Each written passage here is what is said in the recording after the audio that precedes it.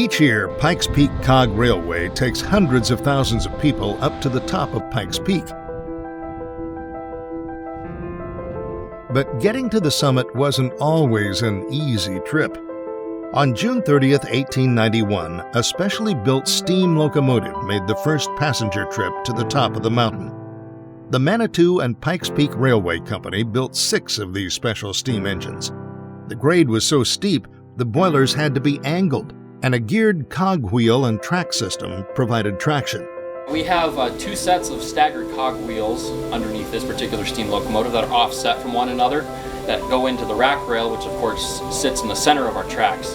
And it acts as one long continuous gear, like a zipper. A regular adhesion railroad, which just uses weight and pressure against the outer rails to go along, they can hardly get up a grade of 4%, and we can get up grades roughly of 25%. There's only 3 railroads like this in the United States, and several others in European countries, but we're pretty rare. 6 coaches were also built to be pushed up the mountain by the steam locomotives. It was a rugged open-air ride. Smoke and ash pouring out of the locomotive, and the train surging with each piston stroke.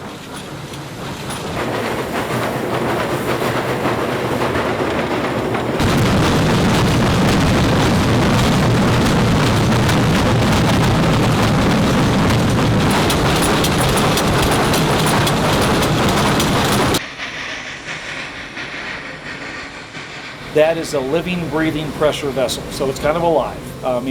We get 3 hours into our fire up and everything starts popping. It feels like it's coming alive. It's almost like a living, breathing machine. When you give it more power, those pistons get to moving, spinning those wheels, and the pounding exhaust that you feel in your chest, you hear it, it's very loud. Steam locomotives have a lot of torque and a lot of power to them, and of course, that's just simply their exhaust, just chuffing up and down the mountain. Of the original 6 locomotives, only engine number 4 is still operational today, and Coach 104 is the last surviving coach from the original railway. You don't see machinery like this anymore, with giant moving parts, especially on the outside of it. I like history, so this is living history for me. It's nice to, the people are just drawn to this like a magnet. Everyone turns into a little kid around a steam engine. The vistas of Pikes Peak are just as breathtaking as they were 100 years ago, and you can still ride a train to see them today. It's a testament to the legacy of the Pikes Peak Cog Railway.